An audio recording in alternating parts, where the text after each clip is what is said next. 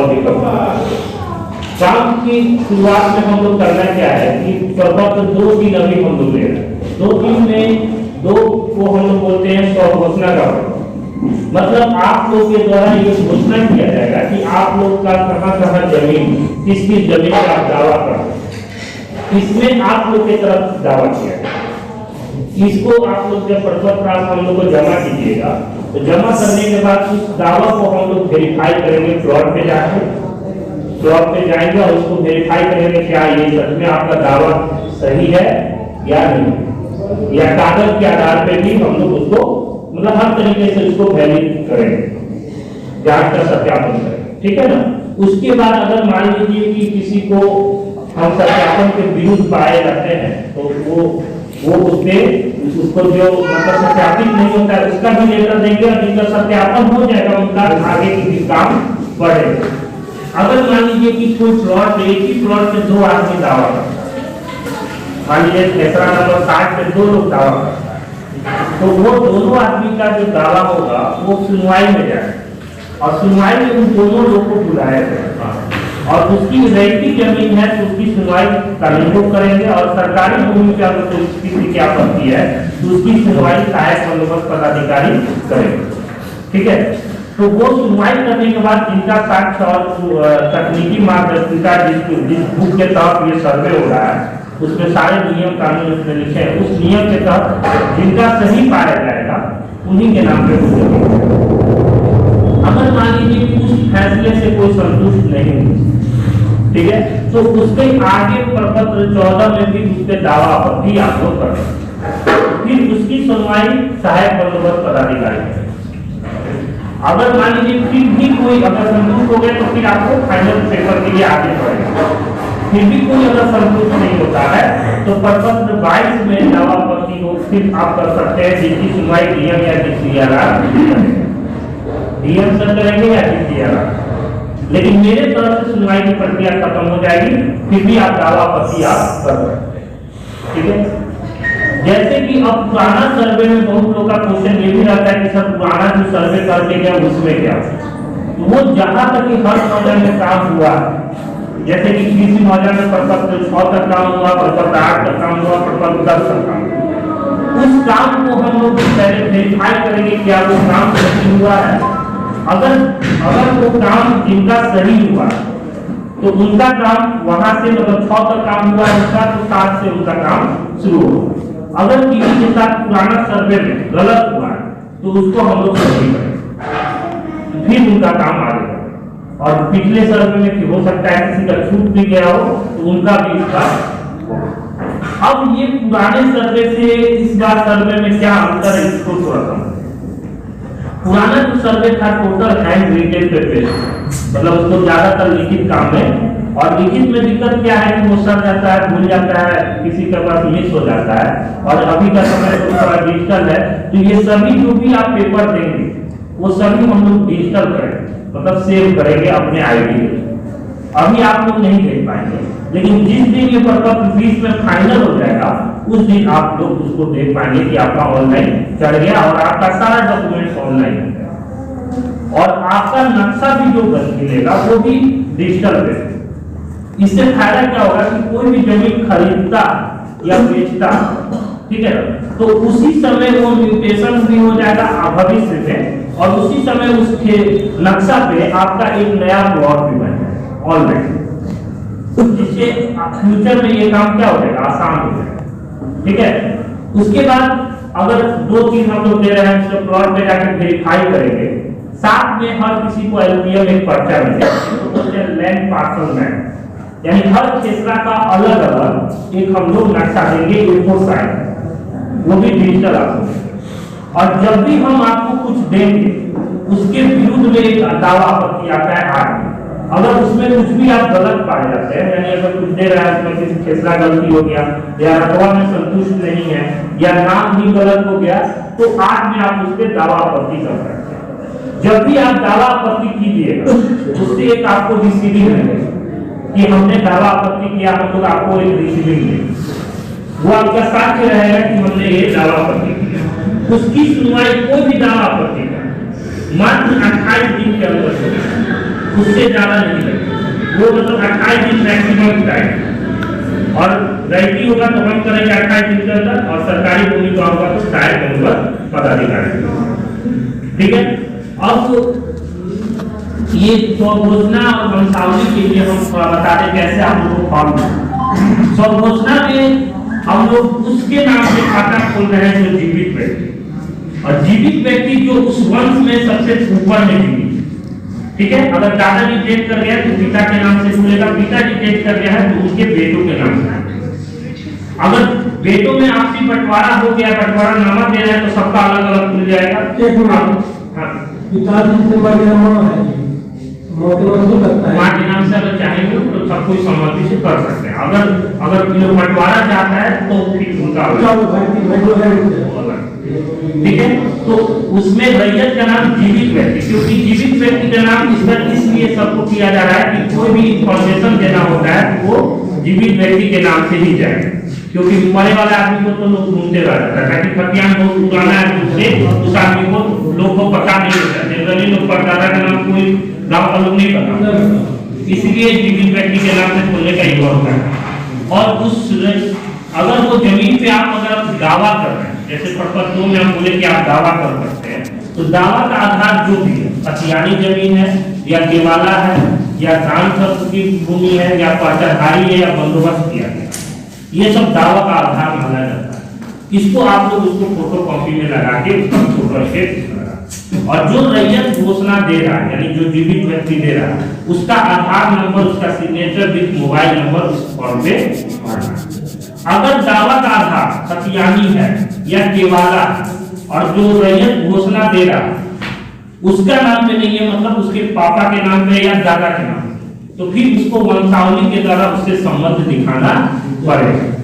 अगर केवाला मान लीजिए राम के नाम से है, राम के नाम से ही खाता खोलना है, तो फिर वंशावली की जरूरत नहीं। लेकिन जहां संबंध दिखाने की बात आएगी, दावा किसी और के नाम से है और घोषणा कोई और कर रहा है, तो वहां उन दोनों के बीच में संबंध दिखाने के लिए वंशावली चाहिए। और मौखिक बंटवारा के लिए हम लोग नहीं मान रहे हैं, क्योंकि एक लिखित बंटवारा आप लोग चाचा अलग अलग होना। अगर जैसे मान सिंगल संतान है तब तो एक पेपर पर देगा जी।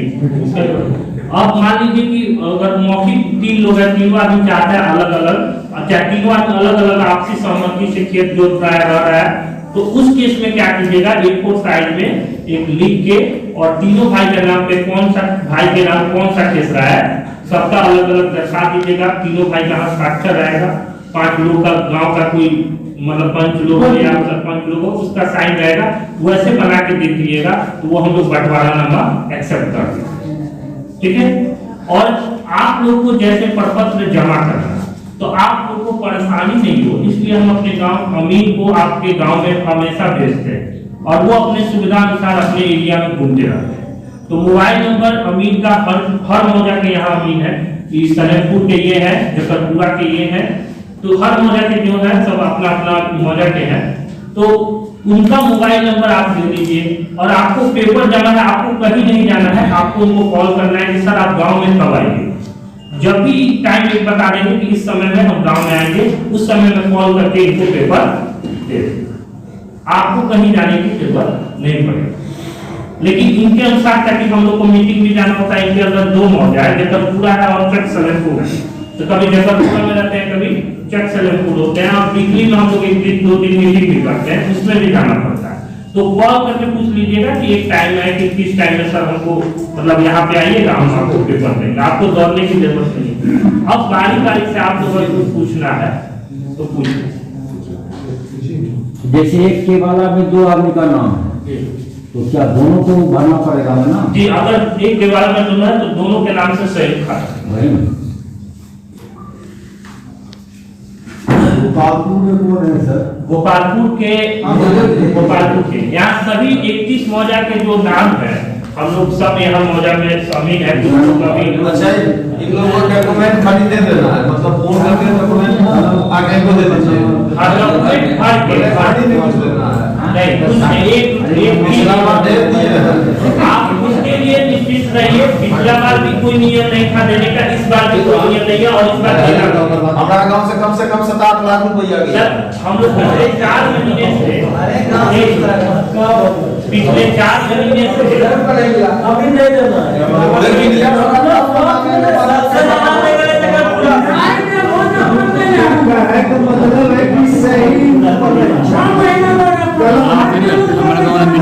कथा नहीं कमेंट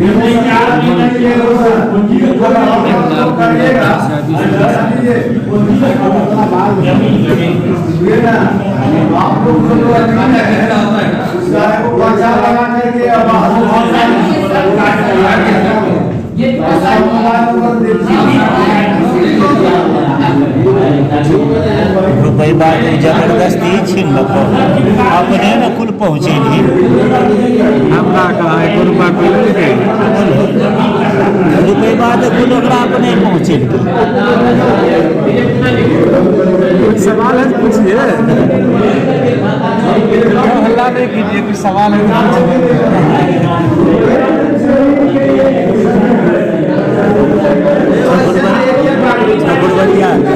कुछ नहीं की एक बार में वो कोई बोला तब ने अपने न अपने घर हमरा करके पैसा सबसे पहले राजेश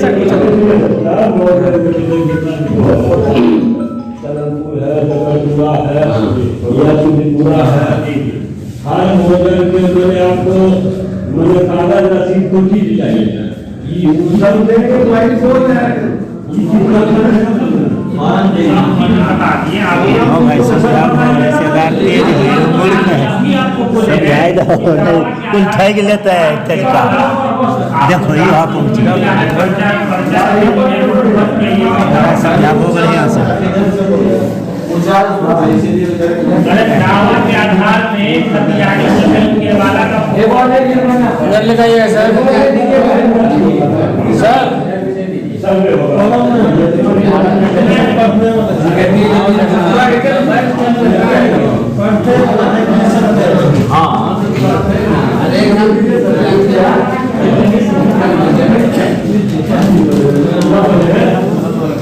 बताया उन्होंने कैसे क्या करना नहीं करना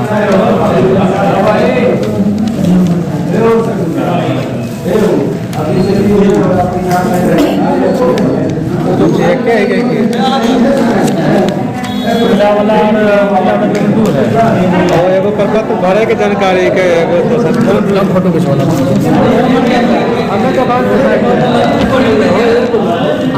दोनों दो चीज है जब पूरे बात दोनों दो चीज हाँ अच्छा अब तो काल में साथ में फूल के फोटो खींच के भेज व्हाट्सएप दोनों दो चीज लेकिन यहाँ आएंगे प्रपत्र 2 या 3 भरने के सामान्य जानकारी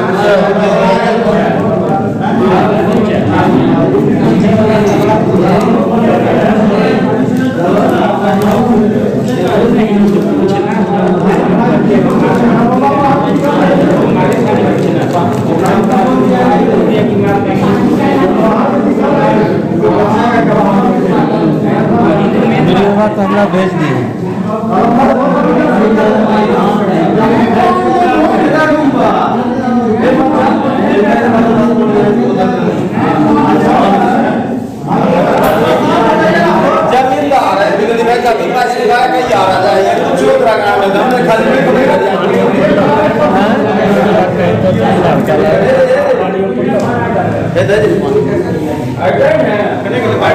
पानी तो भेज हो ना क्या हो जाते तब हमें ये पानी पी रहे तो भेल है कुछ बाकी है कोई रहेगा तो ऐसे ही रहता है खुल रहा है तो पानी कोई जरूरी नहीं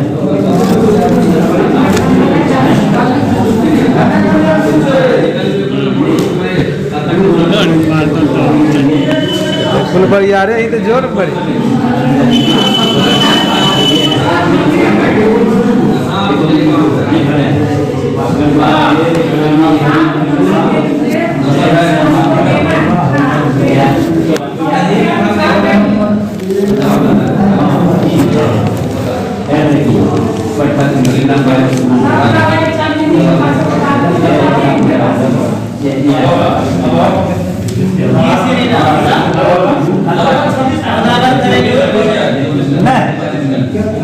कल का पैसा तो ये नहीं होगी